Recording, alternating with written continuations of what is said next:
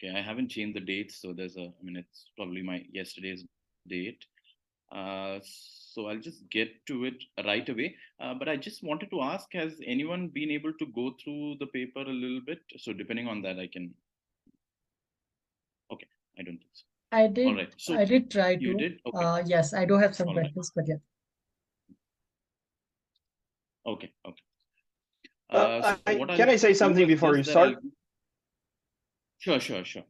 Yes, please. Uh, I was just skimming over the paper. I could not read the entire paper, but I saw that you do not explicitly address the topic of aggregate demand in Marx. And I know that Yeah, Swayam and yeah. other people here are also interested in Marx. So if you have time or if you feel comfortable to do that, if you could just keep some, bring Marx to this discussion as well, even though it's not exactly in the paper as I could see, but that's something that I would like to see Yeah. if you could. Okay. Yeah, yeah, no, no, I'd be happy to. So maybe during the Q&A time, we can do it. So actually, there is a companion paper that I'm working on, which is tentatively titled Kaletsky and Classical Economics. So that starts from Marx and then goes on to Luxembourg and Kaletsky. So, so I can talk about that a little bit too. Yeah, thanks, Bruno. So this is what I'll do. I'll give a little bit of background, talk about the mainstream view on how people generally view classical economics, then break it down like the paper does from Cantillon to Stewart, and then Smith and Ricardo, and then offer some conclusions. So a little bit of background of how I've been thinking about this, and many of these ideas began as part of my PhD project, which I sort of finished in 2014.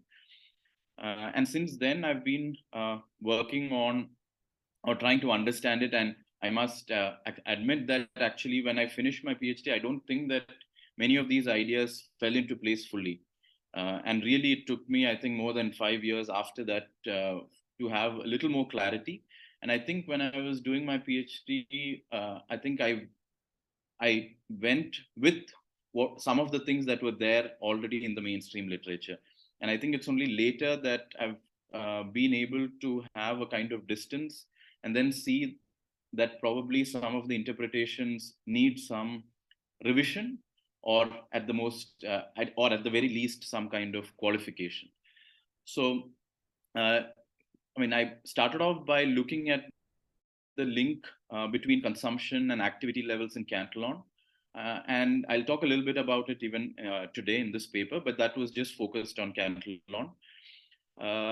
But then in the History of Economics review, a short note, I tried to pose this question of there seems to be a role for aggregate demand in Ricardo, contrary to the perceived or the mainstream interpretation of Ricardo, where he's seen as an entirely supply side economist.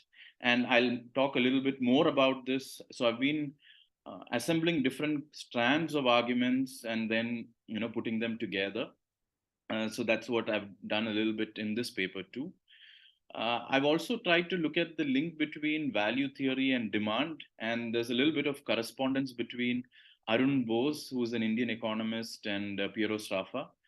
So through a study of a little bit of their correspondence and their published work, so Arun Bose wrote some kind of a response to Sraffa's book, and then Sraffa responded. There too, what is the kind of link between value theory and demand?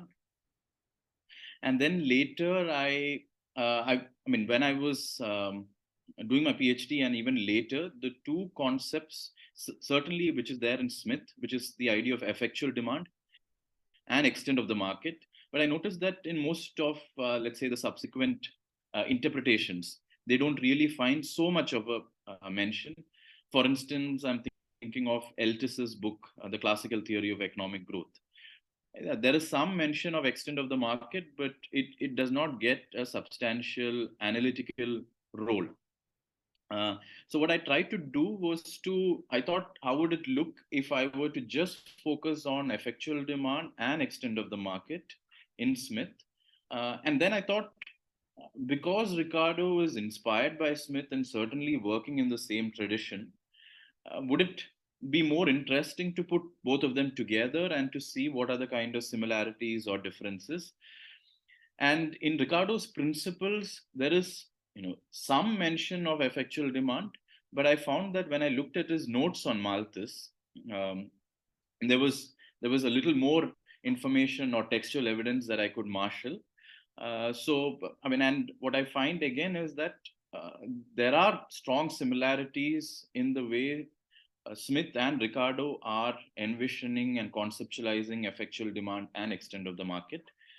And it is, I mean, it is then later that I thought that I want to put all these ideas together in a single paper, because there have been other papers which have tried to do that, but also now, I mean, there was a challenge because to write all this in 8,000 words is very difficult to, and there is another, I mean, because this is of interest to, I think, to you as PhD students, because now how will they choose a referee? Because very often, even within the history of economic thought, people might be choosing to work on Cantillon or Smith or Ricardo. And if I'm trying to work on multiple authors, there is that kind of a challenge too as to how the referees might respond. Okay, so I think I just want to begin with this definitional issue, although I feel maybe I'm repeating it for the audience here, but just to be on the safe side, I think that I mean this happens very much, and I really think it's because of Keynes's poor definition of classical economics, and I call it poor only because it is not analytical. It's a simple chronological definition where he refers to everyone before him as classical, and that has led to all kinds of confusions. And then in Keynes, of course, he makes a distinction between Ricardo and Malthus. And anyway, I have something to say about that too, if one is interested at a later point. To say that they're not that different, and probably that difference is owing to some kind of behavioral assumptions that Ricardo makes. And I think because of this kind of poor definition of Keynes, when people come across classical economics, there's a lot of confusion. Uh, and the textbook definition or any kind of standard textbooks would start with classical economics, but actually that's marginalist economics, and then go on to Keynesian economics, which is actually marginalist Keynesian. Although I must, of course, as I think many of you would know anyway, that even in Keynes's general theory, there are quite a few Marshallian marginalist elements. So, anyway, there are debates about that. But I want to go with, I think, Marx's definition of classical political economy, which begins with the work of William Petty and Boy Gilbert, and then ends with Malthus. So that's the kind of analytical definition that I'm looking at. And subsequently, with the work of Straffa and other people, what might be called the surplus approach. And within the surplus approach, it is possible to think of Marx as well. And there are debates about whether Marx belongs to classical political economy, given that he had strong criticisms of Ricardo and Smith. But notwithstanding that kind of a debate, I think that Marx can be called a surplus theorist as well. So these are some of the mainstream views on this matter, and this is what many people, I mean, engage with or have to engage with when they're working on this. So one is the A.K. Dutt paper, where Dutt argues that there's not any significant role for aggregate demand, not just in classical economics, but somewhat also in Marx. But I don't engage with the Marx question in my paper, but we'll talk about that later. Eltis, which is also very often used, in that there is no significant role for aggregate demand. He does mention it in some points, but there's no significant role. Garrigani's Cambridge Journal of Economics paper, he tries to argue that in Ricardo, there is, or in classical economics, most of them assume that saving is investment. And that is what enables them to bypass this question of whether it is supply side or demand led. And Monjovi has a much more, I feel, I mean, of all, is inspired by Gary Gani, but also talks about, we cannot really argue that classical economics is characterized by Say's law. But what I mean, one of the things that, I mean, all these papers, or some of them do, not Gary Gani and Monjovi so much, is that they think that this classical economics is entirely supply side. And partly one of them could be because most people equate classical economics with Ricardo. And I think that is not quite right. And one has to look at the other thinkers. And even in the case of Ricardo, as I will demonstrate to you, it's not such a simple story as people have said. So this is Gary Gani in 1978. So it's not for the first time that this finding of saving and investment is being put forth, as Gary Gani himself acknowledges that in the 1950s, people like Meek, Robbins, Schumpeter, Corey have looked at it. So I've looked at Meek and Corey, but I've not really looked at Robbins and Schumpeter. So I think that, it's not Gary Gani who's doing it for the first time. And what I want to highlight in this what I want to highlight here is what Gary Gani writes, that we do not find in these classical authors an analysis of the possible changes in the intervals of time elapsing between the acts of purchase and sale. And if they had done that, there would be an admission of a possible divergence between planned saving and investment as they are defined today. And then Marx would reject Say's law and the Ricardian position on the subject. So I think this certainly people who are working in the classical Keynesian or the classical political economy or the Sraffian tradition are inspired by Gary Gani's work, and particularly this kind of finding that they do not think of any kind of analysis of the possible changes. So what I've tried to do is one question is to ask to these thinkers, are these changes possible? So there are two things. One is, do these classical economists think that there are intervals of time elapsing? The second question is, do they analyze it? Right? Because if there are possible changes, then it's not such a strong kind of view. It's a weaker kind of position that we need to look at. And then if there's an analysis or not. And if there is no analysis, if I am to do that analysis, what would that look like? Or if someone else is to do that analysis today, what would that look like?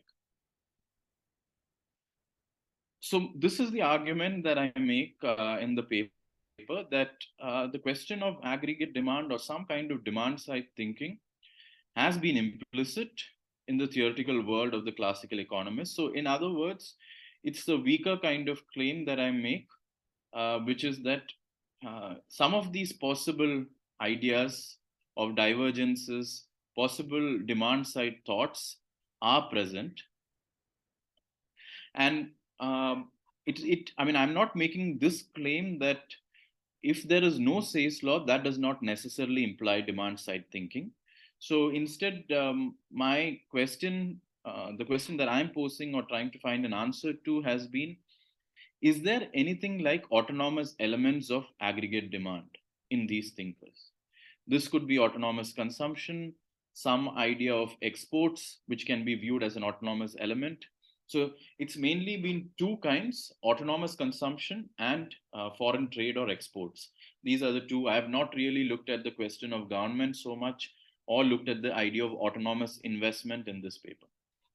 But if I'm able to identify the presence of autonomous elements of aggregate demand as we understand them today, then it is possible to argue that they are certainly not 100% supply side economists, and we have to acknowledge their demand side thinking too. Okay, so let me maybe begin with what I'm going to do is just give one or two quotes from each thinker. So that it's not just me saying it. Of course, there are more detailed commentary on these things in my paper.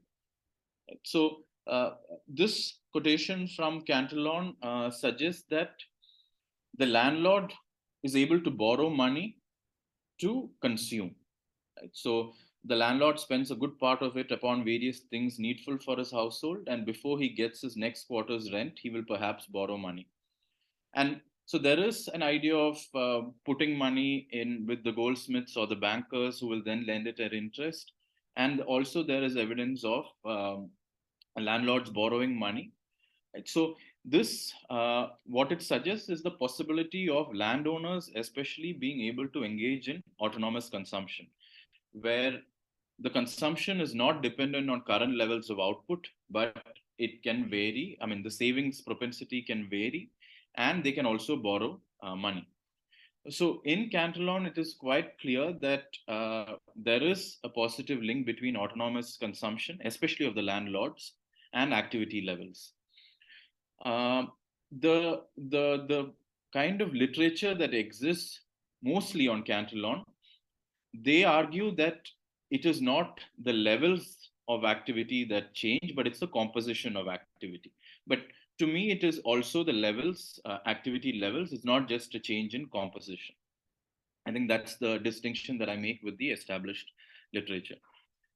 And the other kind of interesting thing, and generally, when I think today, when we think of any kind of social consumption, the first person that comes to mind is Veblen. But if one looks at the work of classical economists, certainly, I mean, there are quite a lot of scattered references. And this is actually a paper that I'm currently working on, which is titled Taste Formation in Classical Economics, where I'm trying to put forth a classical theory of consumption, which is built on more sociological ideas with social classes, social surplus. And there is a kind of, I mean, especially in the work of Cantillon, Stewart, Smith, and Ricardo, there are enough elements about taste formation. They talk about luxuries, they talk about necessaries. So now coming back to Cantillon, you find evidence that Cantillon is talking about emulation, that when landlords consume certain kind of products, workers or people who have some kind of income try to emulate that, and therefore talking about a more social idea of consumption. Because the point of emulation is not really central to this, but if there is autonomous consumption, it can have multiplier effects in the economy.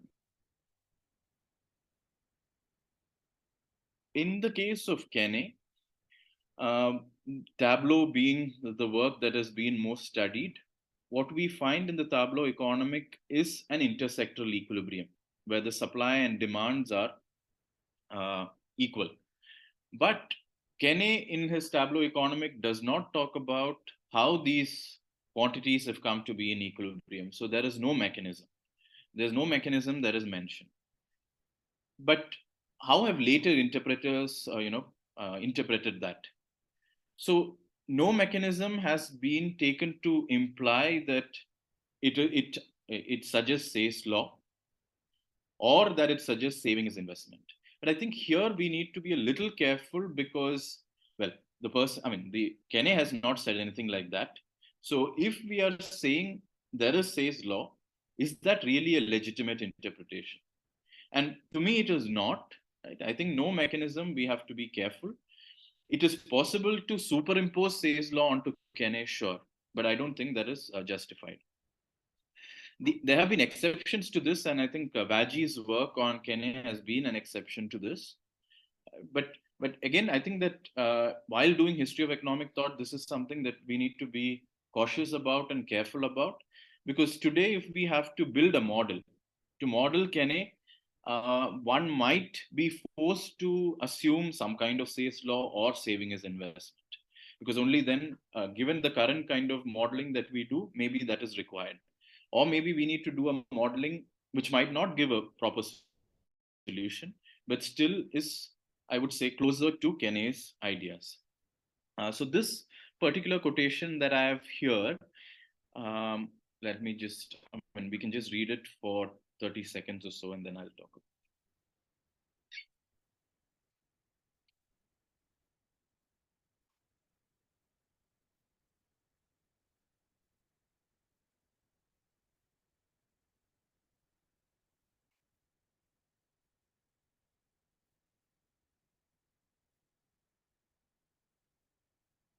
So what? So this is from Meek's collection of Kenne's work. That it's very clear that Kenne recognizes that leakages from the circular flow have a negative effects on activity levels. Um, so this is just to point that out, and so it's not the case that these thinkers did not talk about saving and investment, or did not. I mean, did understand that leakages are a problem. And another way in which some of the literature has looked at them is to look at circular flow and to see whether they've spoken about leakages and injections and how they might have affected activity levels. I haven't really spent a lot of time looking at that question from the circular flow aspect, but it's still very clear that for all these circular flow theorists, uh, they're very conscious of what it means, or leakages have a detrimental effect on output levels. It's also interesting that from Smith onwards, the circular flow idea is not very strongly there, but in the work of Kenne, Cantillon, they really think in terms of circular flow and leakages. So the kind of what can we say about Kenne? I think that Kenne certainly gives a lot of emphasis to agriculture, what he terms as productive sector.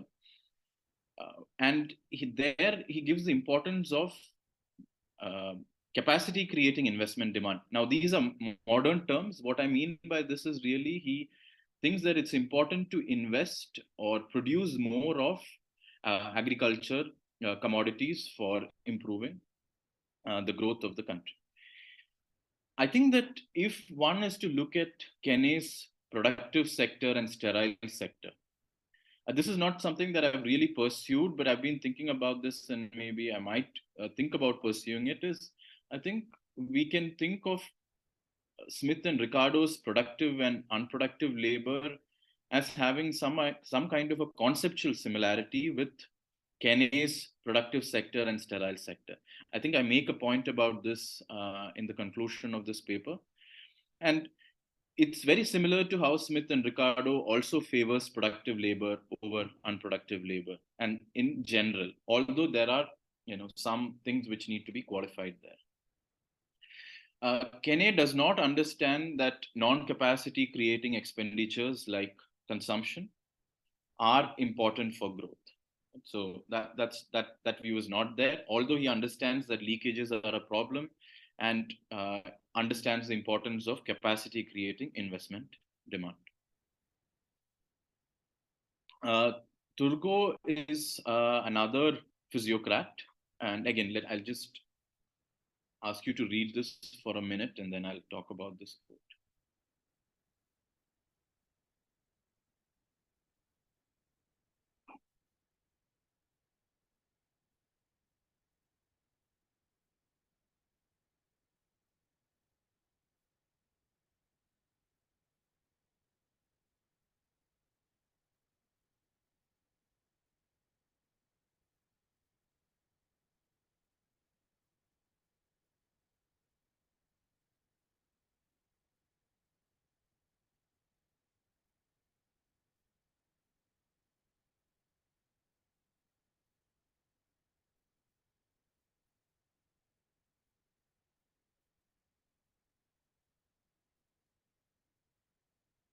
So in this particular quotation, it is very clear that Turgot recognizes that if there are leakages in the circular flow and this kind of expenditure does not go back, then it leads to unemployment.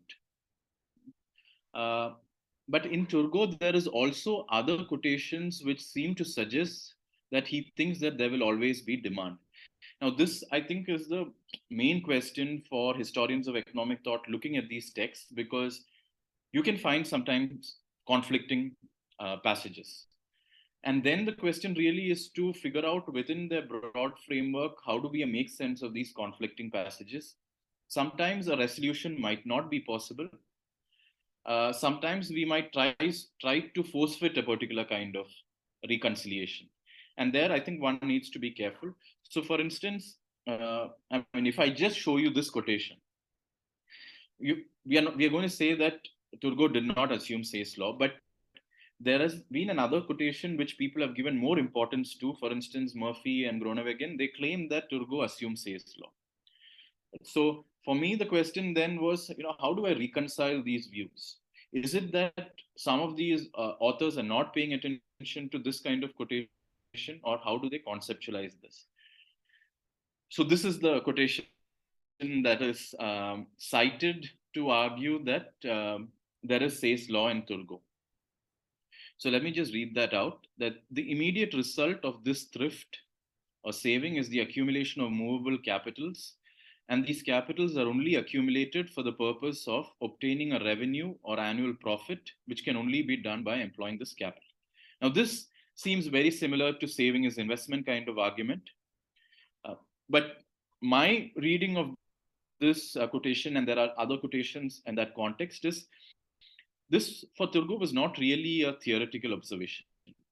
It was that he believed that this is what he found during that time in Europe, that it was more an empirical observation, according to me, and not a theoretical one.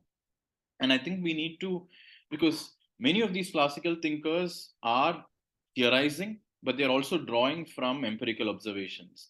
So I think another maybe interesting way to approach some of their writings and ideas is to try and delineate what could be an empirical one, what could be a theoretical one.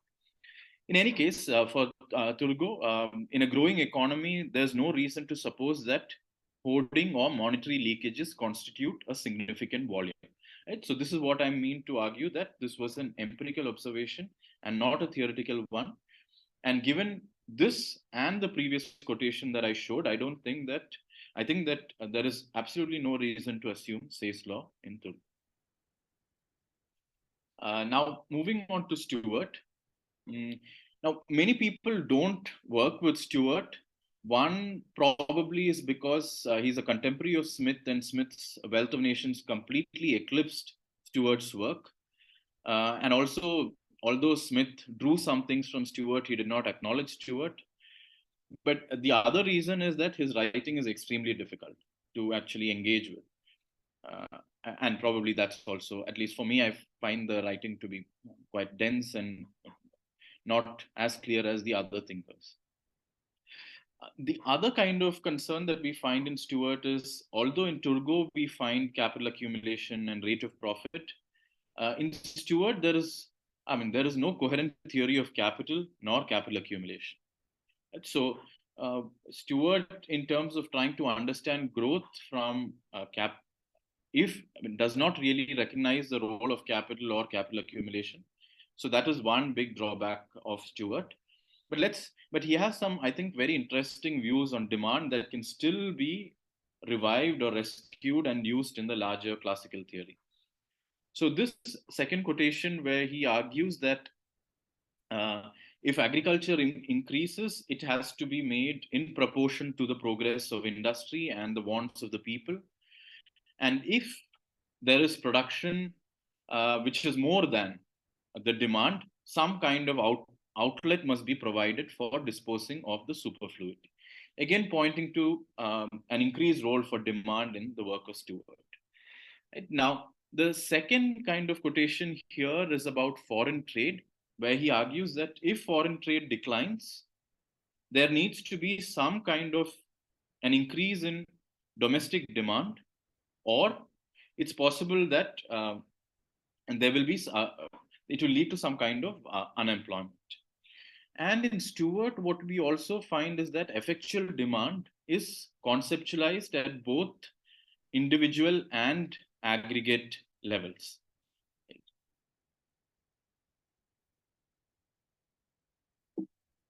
So just so far, just kind of a recap before I move to Smith and Ricardo, is that from Cantillon to Stewart, what you find is there is a recognition of the presence of autonomous consumption as having an impact on activity levels.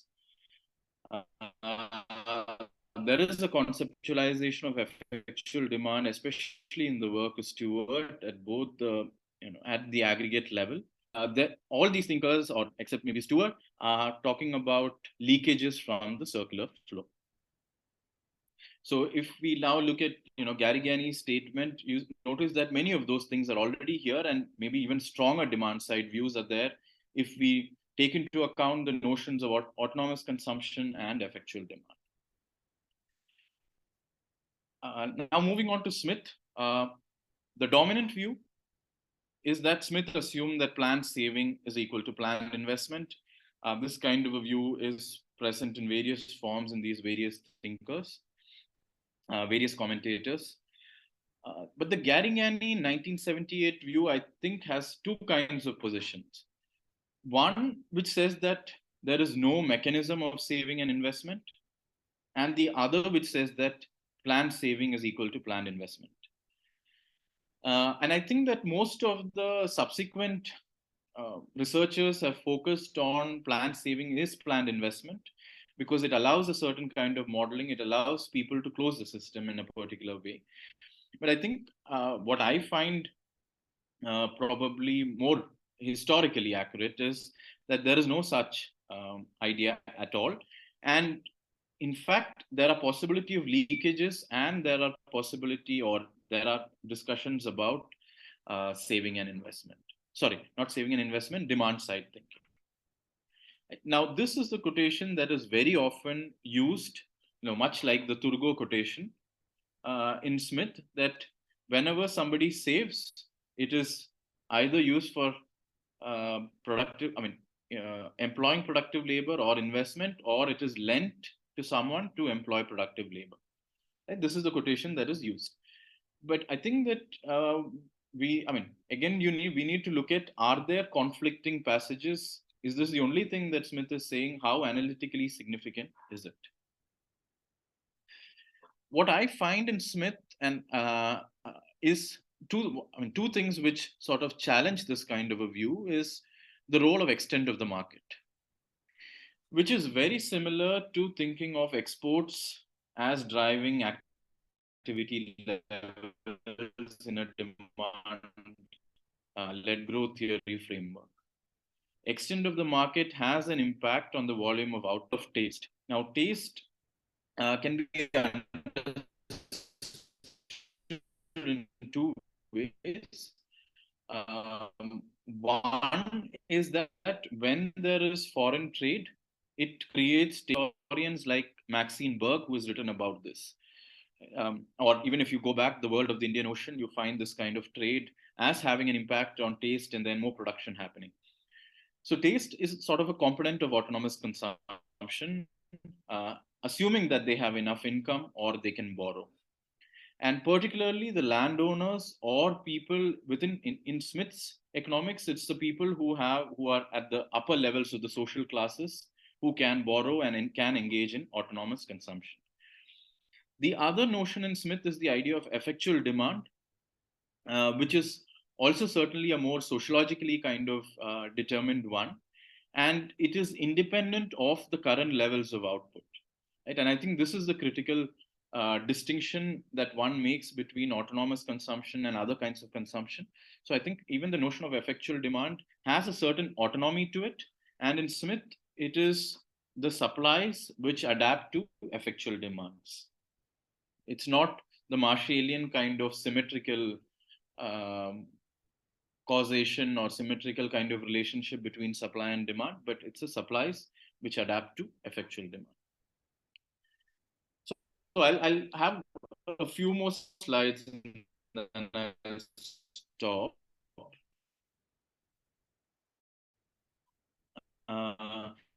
So this is again the quotation that is used to argue that Ricardo is a supply side economist,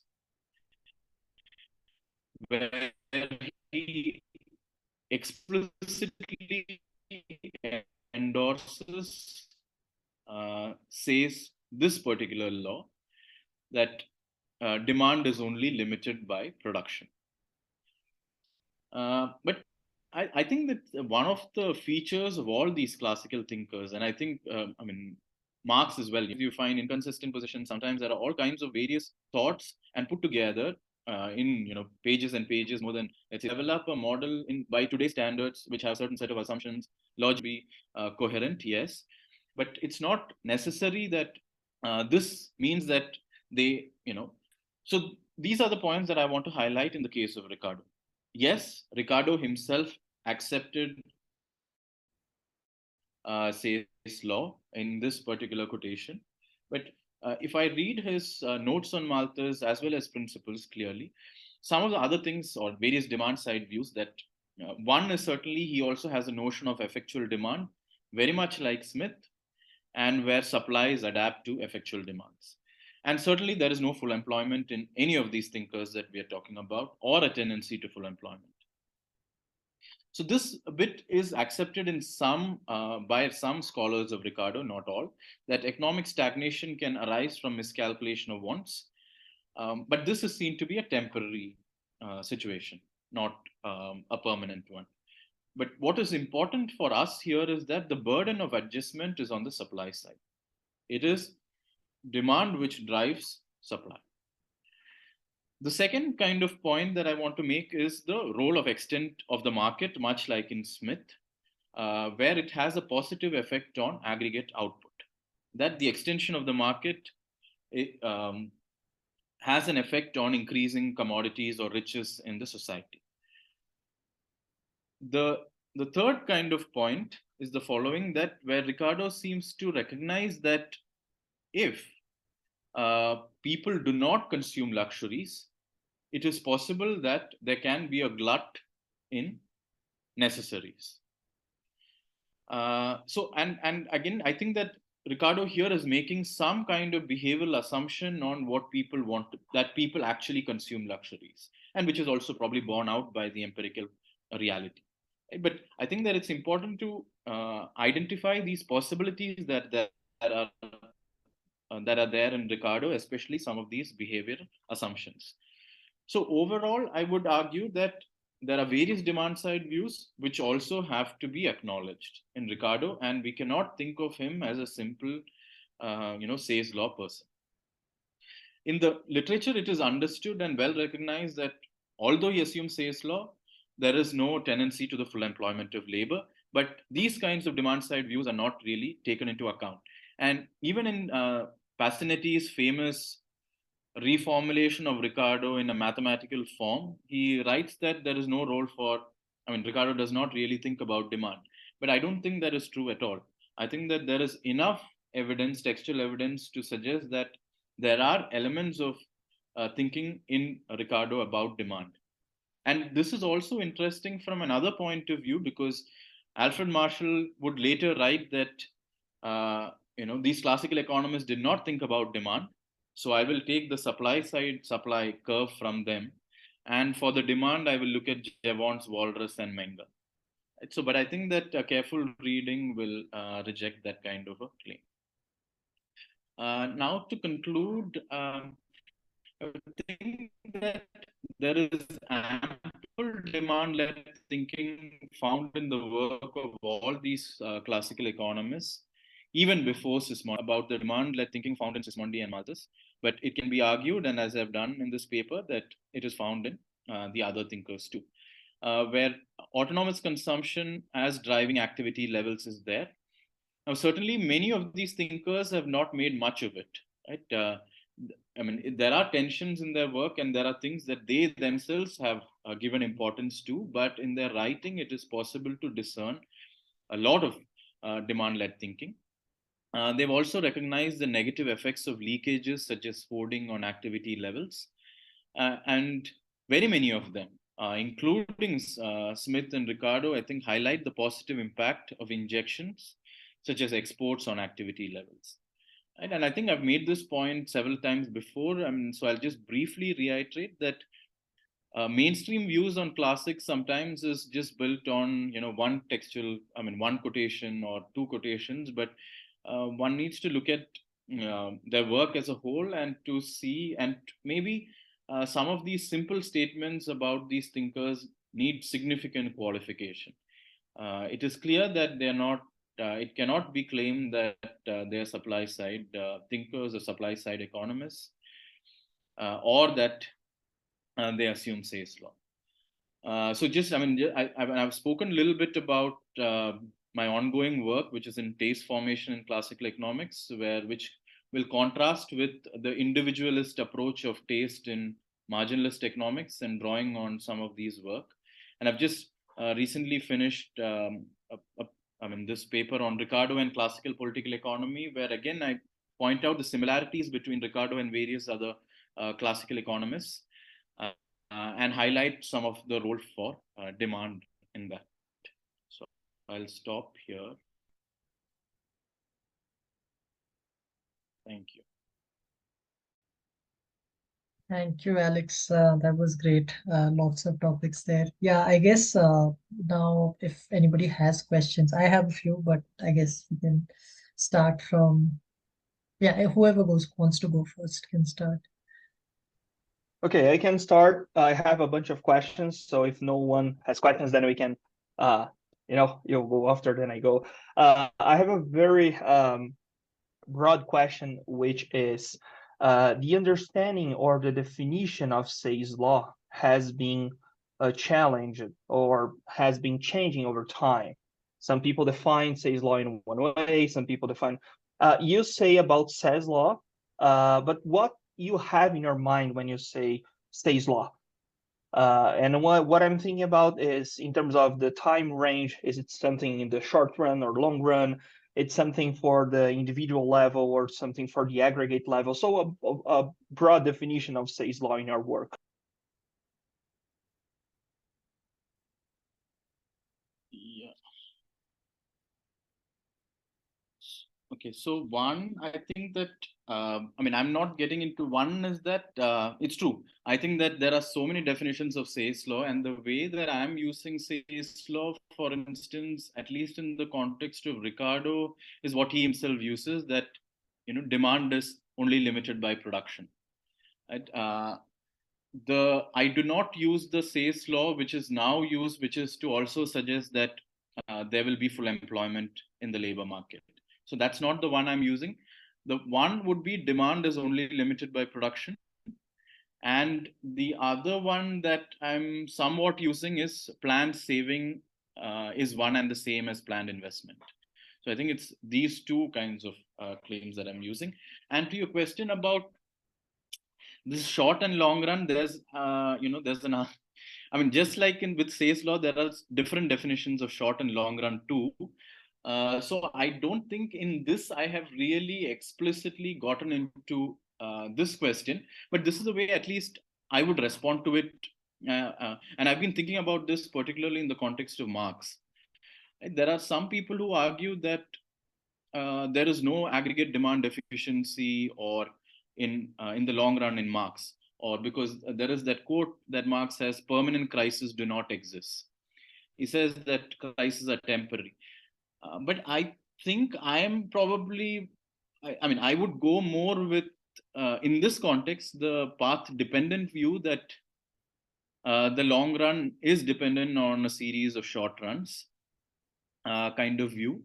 But if I were to take the more classical Smithian Ricardian view, which would be that if there's free mobility of labor and capital, there is a tendency to equilibrium.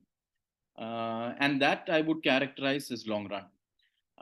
But I think to me, I feel, I don't know, from a more, for lack of a better word, from a more practical angle, what is of importance is the possibility of crisis. Because whether it is the short run or the long run, these do not correspond to calendar time.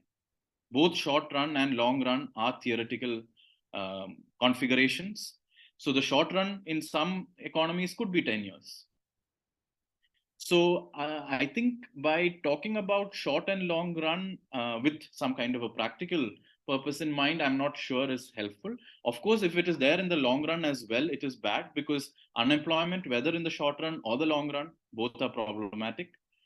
So that's the way at least I would think about it, but I haven't really articulated this view anywhere. So it's something that I also want to think about more.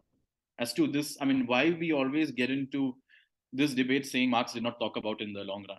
I mean, a crisis happening 10 times in the short or 10 short times is bad. So, do you mind if I have a follow-up on this thing? Sure.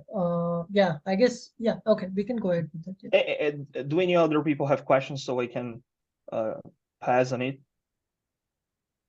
Yeah, if anybody else has questions, please Yeah. raise your hand. But yeah, I guess you could have a follow-up. Okay, so I asked you this question because I have studied with some people like Serrano and Suma, those guys that came from the Cambridge school, like the Cambridge interpretation of Rafa and this surplus approach. And something that your work is connected with the things that I remember from studying with them. It's the role of autonomous expenditures in a more broad way in the long run. That's the the Zarafian super multiplier explanation for growth. So that's one way to connect the principle of effective demand, Say's law, and long run this discussion.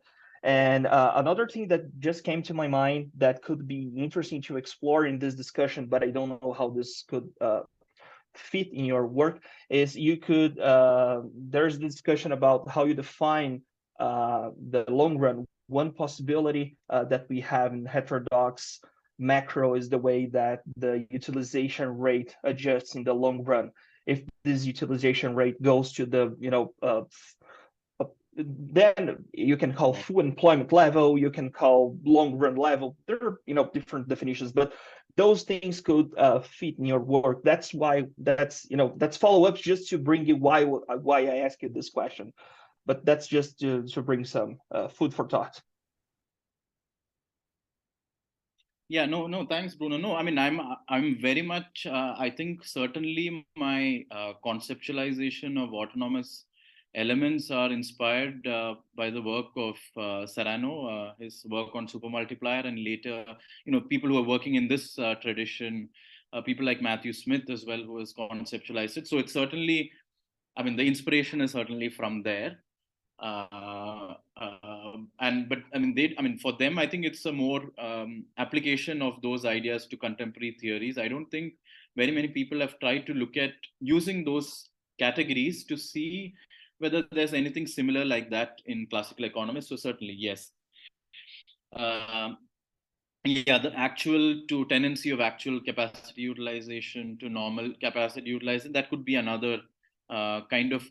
But again, currently my preference is that the way in which heterodox economics, certainly classical Keynesian political economy, has gone is towards more um, quantitative in a particular way, more modeling. What I would like to see is more maybe anthropological kind of engagements, because many of this are too aggregate. And for instance, in India, some of the policy making happens at the local level, and one city is so fundamentally different from another city that if we are thinking about more policy making, we need to have aggregate models, but we also need to have more local kind of model with anthropologists or ethnographers is more fruitful. So that's the way at least I'm thinking. So I mean, I do think about this question of capacity utilization, but there's a debate as to whether you want assume normal capacity utilization or not. I mean, I think that debate is okay, but yeah, my preference is to see what kind of insights maybe anthropology and can bring. And there's only so much we can say with models, I feel.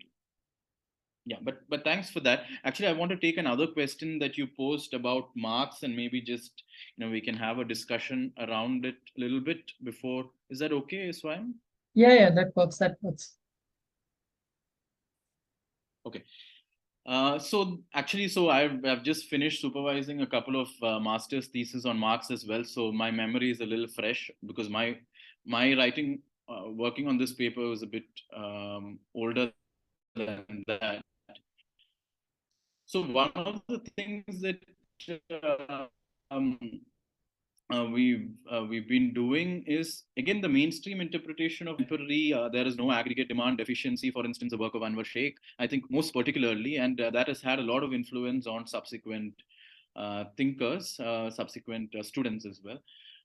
But I think that what this student at least was able to find is the way in which competition works in marks, because there is a lot of pressure for concentration. There is also pressure to innovate. And in a particular way, coming from the Saffian kind of view, research and development is autonomous investment. Because it is independent of current levels of output. So that is one. Now, there is also in Marx some recognition of autonomous consumption by the capitalist class. He himself does not make much of it, but there is some recognition of that.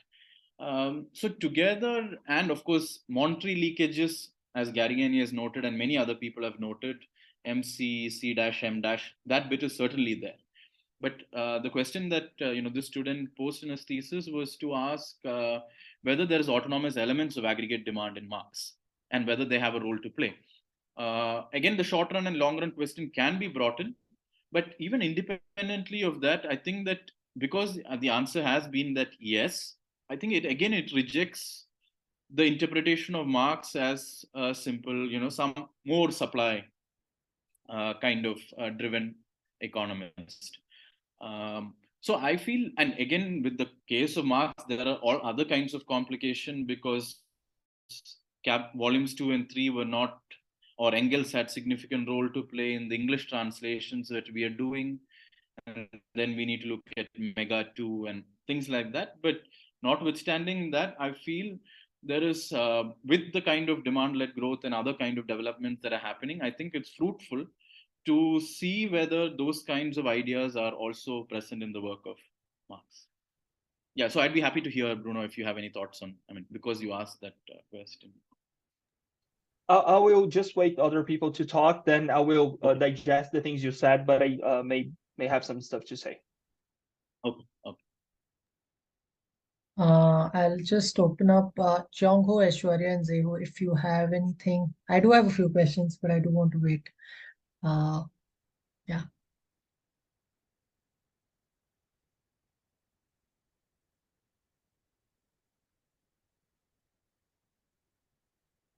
Okay, I can go. All right. So thank you for the talk. I read the paper. I think uh, it's really important to go back to reading some of this material because honestly, I think many ideas still exist in the work of classicals, pre-classicals, and even, of course, prior to 1970s, as I like calling it, because a lot of literature is now becoming more of post-Keynesian or new Keynesian, which is not bad, but there is a lot of ideas that they derive from. I think there's basically two things I wanted to ask. One is while I was going through the paper and your presentation, did you feel there is this big idea of okay, yes, aggregate demand was a part of classical's work also that I agree with. Is there, however, a difference between classicals in terms of who kind of would theorize demand as being wage-led as compared to profit-led, which is kind of becoming a thing? Because to me, if I could think of it this way, maybe to an extent, the idea that there is going to be stagnation of profits and that is going to lead to lower growth and development would probably be something that would be more Smithian idea as compared to the view that wages are what primarily determine aggregate demand. That is probably one. And second is the attention to productive and unproductive labor. I think that is very important because reading any of reinterpretations of Marx, or even of course reading Capital itself is difficult, but reading any reinterpretation of Marx's work, I think in contemporary times we have so many of these topics coming up. For example, financialization. Now, probably, if a conventional Marxist had to view it, finance and trade are probably not producing surplus. They are probably reallocating surplus value. But there are a lot of topics coming up in the traditions of Marxist literature, which are in the idea that it is finance that drives, profits, and to some degree also drives the so-called real economy. Are we kind of not giving attention to the original Marxist idea of productive and unproductive labor, or do you think that that is a good idea to explain uh, the way in which Marxist framework works, but when it comes to, let's say, the real world or so, it is kind of very difficult? Because in the paper, I guess you had mentioned that probably someone like Smith would say that education would be an unproductive investment, but that is not the case, right? So yeah, I guess I'll just rest to these two questions, which I probably should have made shorter. But yeah, thanks.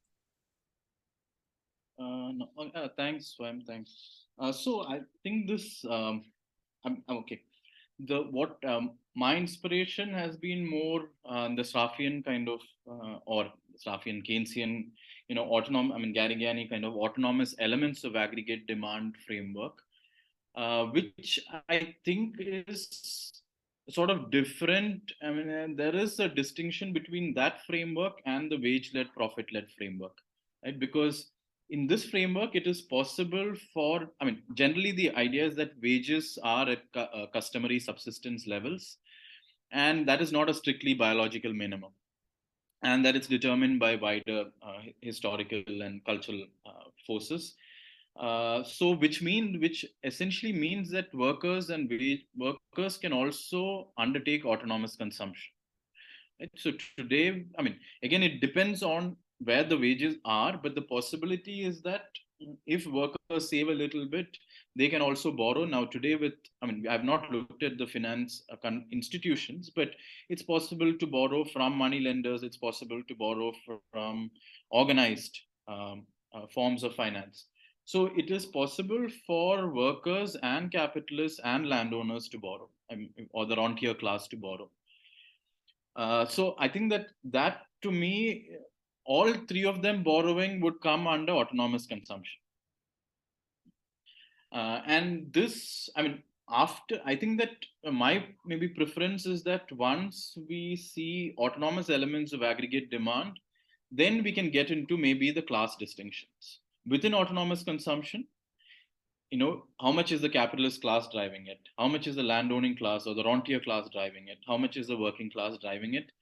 Rather than, there is of course conflict, but I think that I at least I'm not comfortable putting that conflict at the first level, which is the wage-led, profit-led view.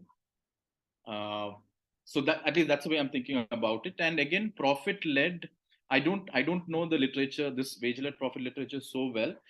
Within profit-led, is there a view to think of, or the other ways within profit-led, you think of autonomous investment, R&D, and induced investment, which is just capacity creation at the current period.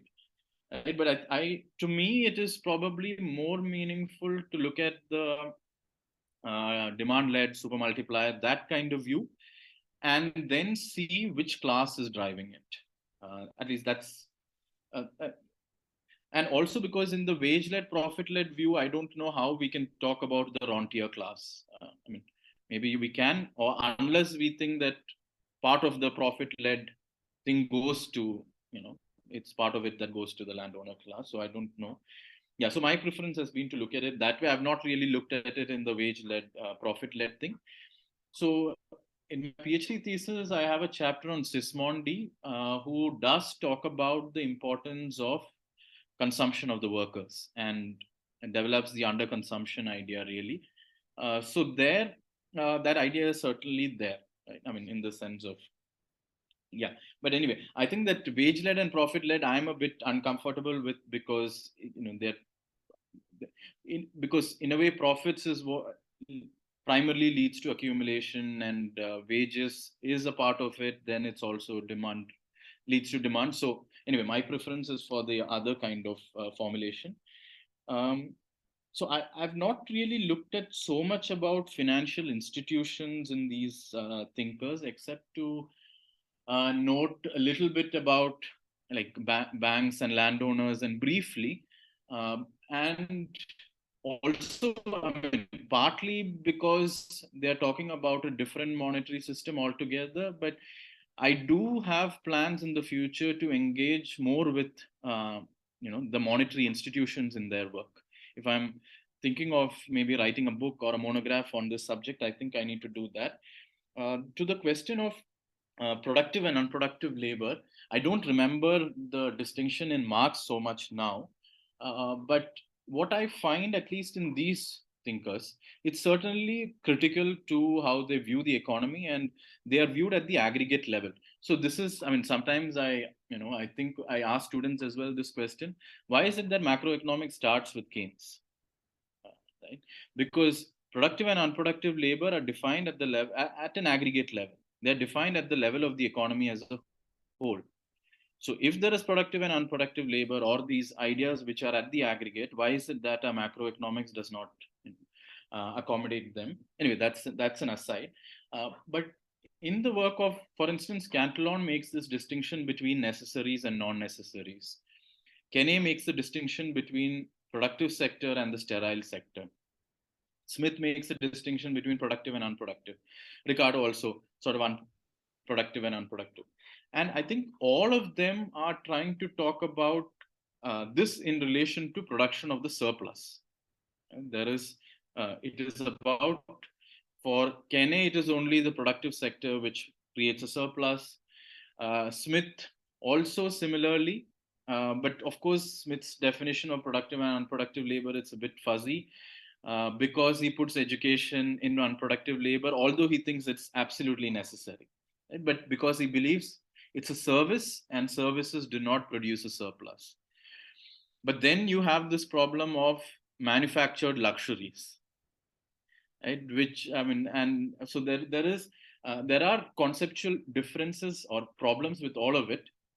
From my reading, I think, and this is what I make a note, I think in this paper, is that I think they were really, I mean, I would like to think of productive labor as capacity creating expenditure in some ways, and unproductive labor as non-capacity creating expenditure. Right? So by that logic, education should go into capacity creating, although it's probably future capacity. Right? And the reason I mention this is, I mean, certainly, let's say somebody like Malthus, who is saying we need to have we need to have adequate growth of unproductive labor along with the growth of productive labor. He thinks there should be some proportion between the growth of productive and unproductive labor.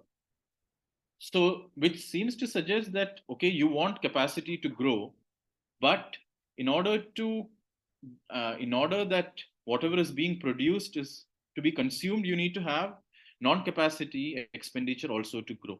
And this is the way I think that formulation makes the most sense, and they are really struggling with that, because what you produce also has some connection to do with surplus in that way.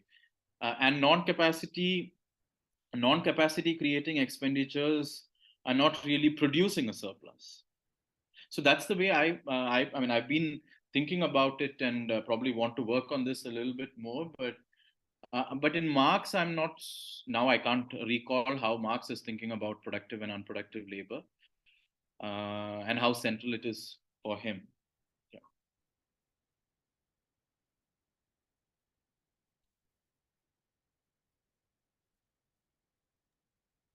Thank you. I guess Bruno had a few questions.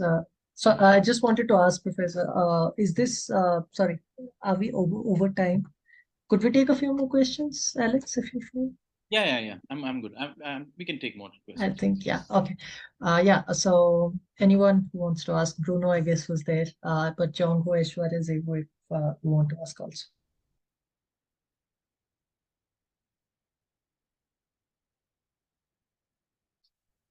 And just on this point, I mean, I think that even the Harrod kind of, I mean, Harrod is often thought of as a demand-led growth person, but at least my own some of reading, not Harrod in the original, but some of work on Harrod makes me think that there is, it's a more simple story of investment creating its own demand, and then it goes on like that.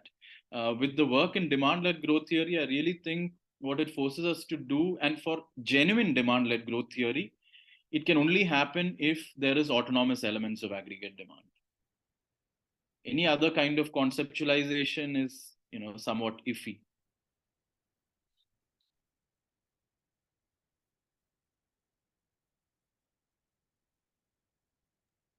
Bruno, did you have a question?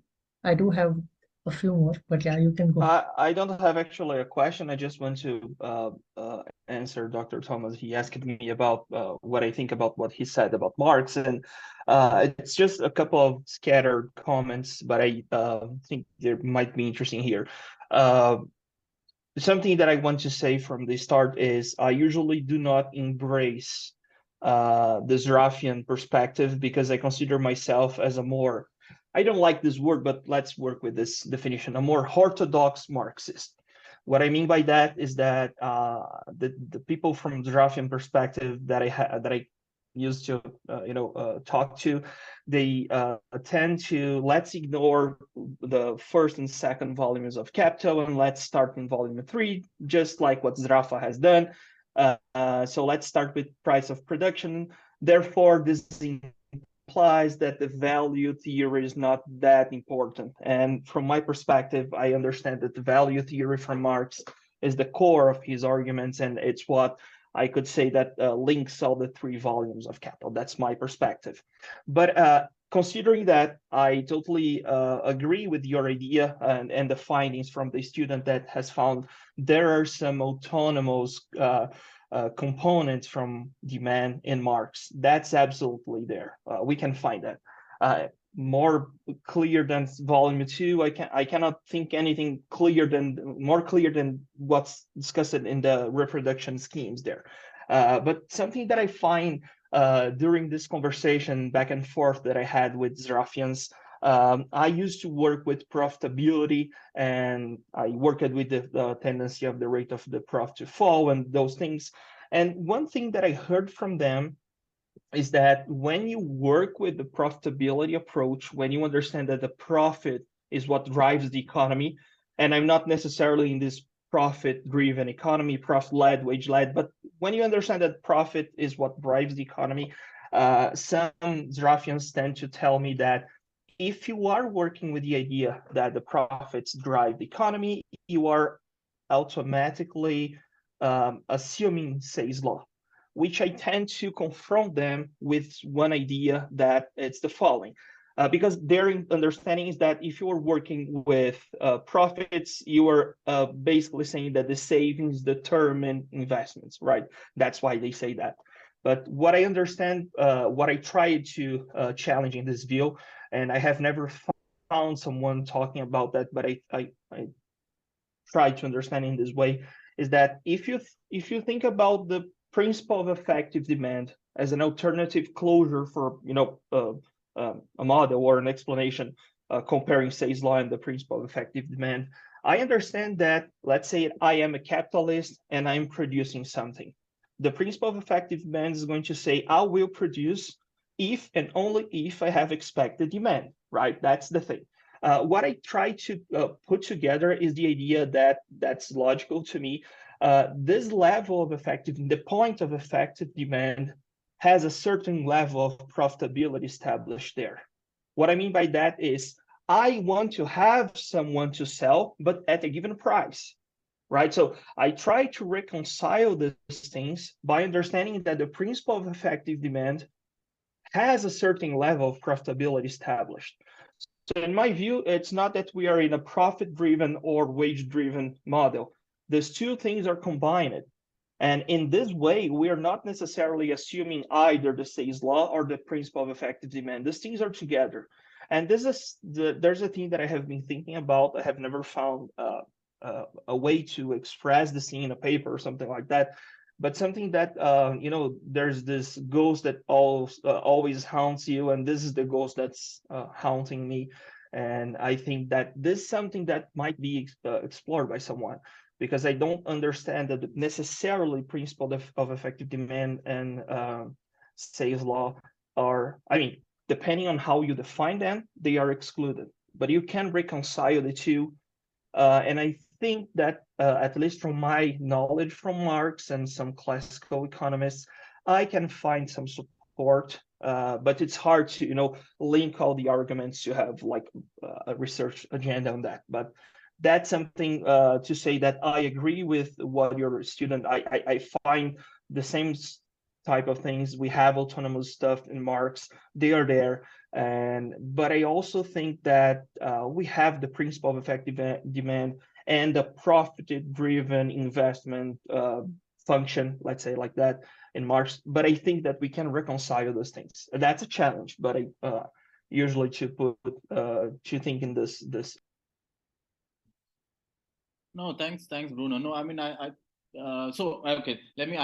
The Marx bit, I mean, again, I can't recall so much, but I remember that it's true that I think Marx in many passages talks about profitability or the rate of profit, or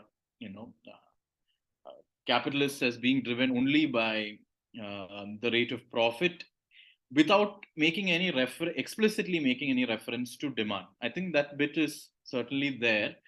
But overall, if we were to put the picture on him, I mean, he's also talking about demand. He's also talking about crisis. So I think, how do we tell that story, which brings in both these elements? And I think sometimes people choose to focus on one and people ignore the other, which to me is a big issue. And this is because of some of these mainstream kind of interpretations coming from certain people. Uh, on this, in Ricardo, there is a very, to me, a strange, and I think this is there in Marx too, but in a different form. Ricardo makes a distinction between, he argues that I think the motive to accumulate is only driven by rate of profit. This is in his some of his debate with Malthus, and to say that only the rate of profit matters, demand does not, or consumption, nothing else matters. But then in Ricardo, he also talks about the motive to produce. When he's talking about the motive to produce, he's talking about expected demand. So I think that Ricardo treats them both as separate, the motive to produce and the motive to accumulate. But I'm not comfortable with this kind of a separation, because I think they are connected. Right? And I think what you are also trying to say in a way is that in Marx too, there is that kind of a distinction, and we cannot treat them as separate. Now people have chosen, maybe some people have chosen to focus on one, some people have chosen to focus on the other, but it is possible to actually bring the two together. Right? I think, yeah, I mean, I would agree with that, but I think it is also there in Ricardo. So to the Straffians, you can always say that it's there in Ricardo too.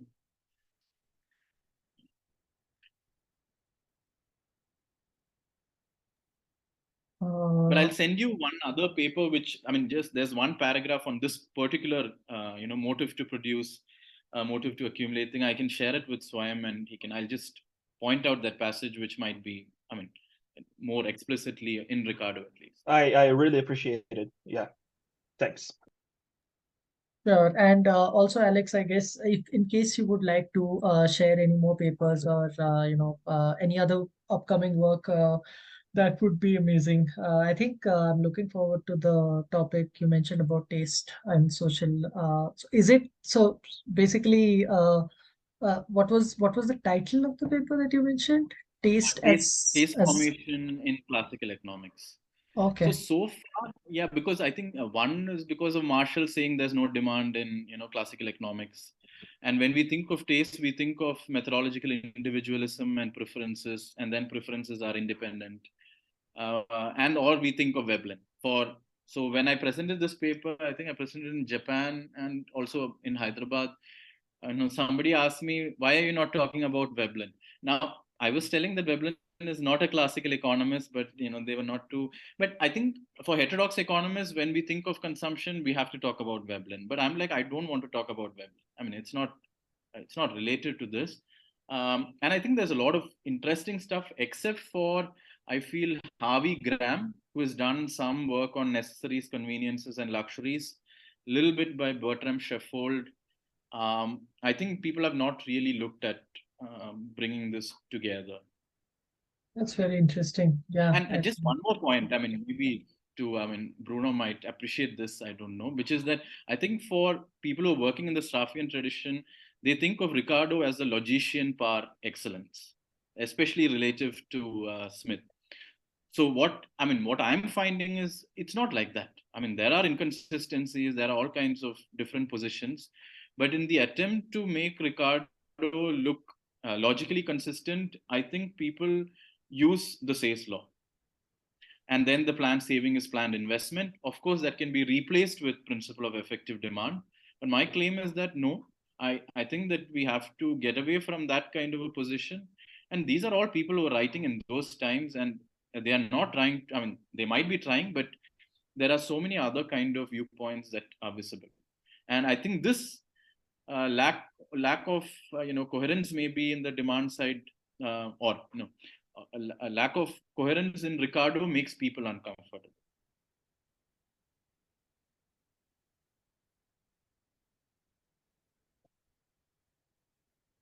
Okay, so I don't have any more questions.